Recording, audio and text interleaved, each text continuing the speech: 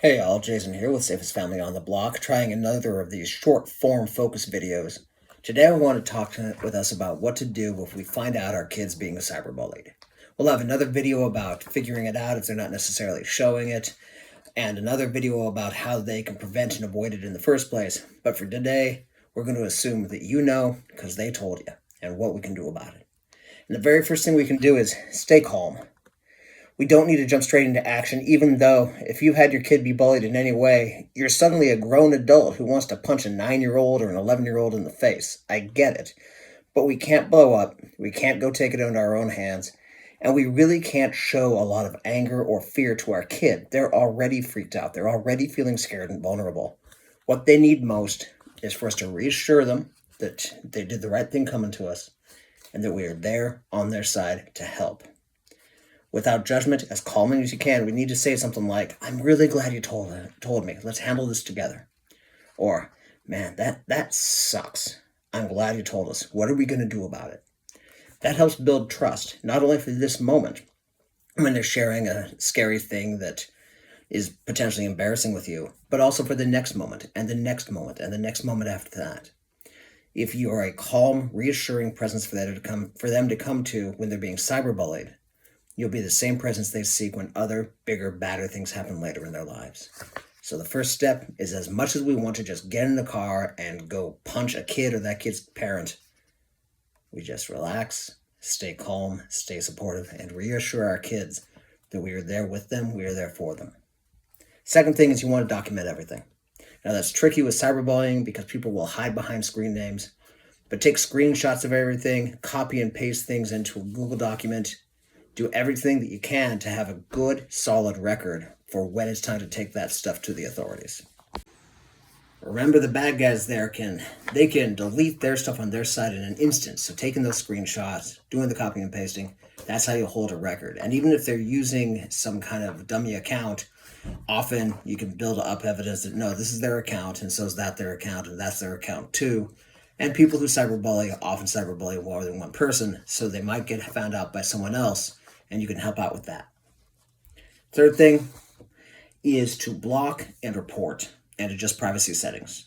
However your child is being bullied, block the numbers, adjust the privacy settings on that social media platform. Find every way you can for those bad actors to access your kid online, however you need to do it. Sometimes people my age, which is years old, might need to bring in some reinforcements about how to handle the newest app and the newest technology. Your child might know more than you. This is another opportunity to work together as a team to solve the problem. Sometimes it can be helpful for your kid to take a social media break. One of the big things about cyberbullying is, unlike the bullying that happened to us when we were kids, when I was in 8th grade, somebody hit me with a car because I was a bully. Not because I was a bully, but because I was a nerd. But then I got to go home and listen to my heavy metal and talk to my brother. And I had a break from that. Then I went back to school the next day and started over, but I had a break. Cyberbullying is unrelenting because it's on that phone, which is with our kids every day. So a social media break can be appropriate, but only if we make it not feel like a punishment. It can't feel like they are being punished because they were the victim of cyberbullying. But if we can make it something that they agree to, that as a team, the two of you decide, you know what, just opt out for a few days.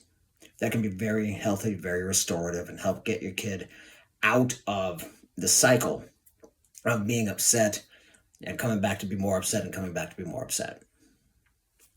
Step 4 is to involve the right adults immediately. Most schools have some kind of anti-cyberbullying policy. You can go to the principals, go to the counselors, go to the teachers.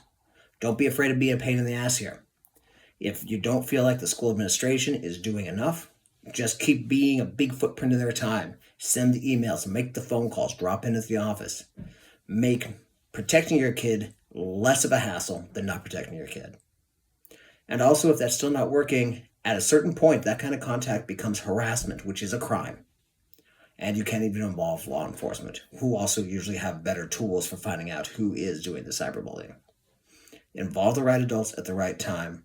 Again, as much as possible without making it feel like you've run off to do battle, leaving your kid in the dust and removing their agency. But getting those adults involved, informed, presenting them with that record that you've established is one of the best ways to get that cyberbullying to finally stop. And finally, step 5, support your kids' mental health. Cyberbullying is rough. I know that there's a bit of a theme out there in the world that it's not as bad as real bullying because, hey, real bullying was in real life. This is just on your phone. But think back to when you had a partner who cheated on you. Most of us would rather have had a broken arm. Those emotional wounds can hurt for longer and hurt worse. So check in with your kid a little more often. Keep an eye out for changes in their behavior and how much they enjoy things, who they hang out with. And if necessary, involve counselors or therapists or just a course on YouTube to help them recover from this. Like any other wound, it is treated properly and has the right physical, mental, or emotional therapy. Recover from that injury stronger than they received it. So that's it for now. What to do if your kid's being cyberbullied. There's 5 steps. I'm not going to say they're simple, but they're easy to understand. And I hope your kid never gets cyberbullied, but if they do, this is what to do about it. Take care for now, y'all. Stay safe. I'll see you next time.